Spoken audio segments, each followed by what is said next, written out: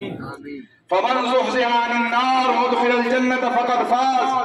ہم سب یہ کہتے ہیں کہ ہم کامیاب ہو جائیں۔ کوئی کہتا ہے مجھے مال مل گیا میں کامیاب ہوں، مجھے جائیداد مل گئی میں کامیاب ہوں، میرے پاس زمین آ گئی میں کامیاب ہوں، میرا بینک بیلنس زیادہ ہے میں کامیاب ہوں۔ آؤ تمہیں میں بتاؤں اللہ کس کو کامیاب کہتے ہیں۔ اللہ کہتے ہیں فمن زحزح عن النار، جو آگ سے بچا لیا گیا، وہ ادخل الجنت فقد فاز، اور فرمایا جو جنت میں داخل ہو گیا، اللہ کہہ رہے ہیں وہ کامیاب ہے۔ جس کو اللہ کامیاب کہے وہ کبھی ناکام نہیں ہو سکتا ہے، اور جو اللہ کی نگاہ میں ناکام ہے، دنیا کے تمام لوگ اس کو کامیاب کہیں، وہ کبھی کامیاب نہیں ہو سکتا ہے۔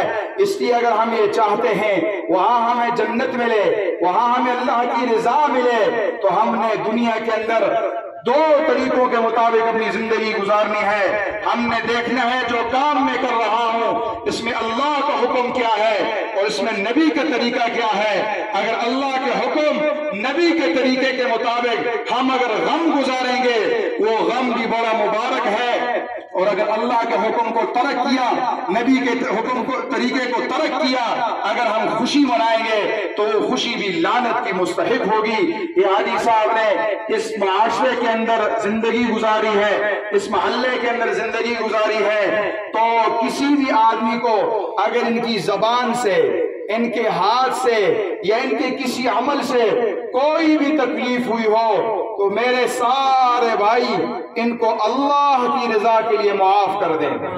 سب کہتے کہ ہم نے معاف کر دیا ہے۔ اور دوسرا مال کا لین دین ہے، ان کے بھائی بھی ہیں، ان کا بچہ بھی ہے، تو ان کے ساتھ آپ رابطہ کر سکتے ہیں۔ ان کے ذمہ کسی کا حق ہے یا کسی کے ان کے ذمہ کوئی حق ہے تو ان کے ورثاء کے ساتھ مل سکتے ہیں۔ اللہ رب العزت ہم سب کو موت سے پہلے موت کی تیاری کرنے کی توفیق عطا فرمائے۔ سفید درست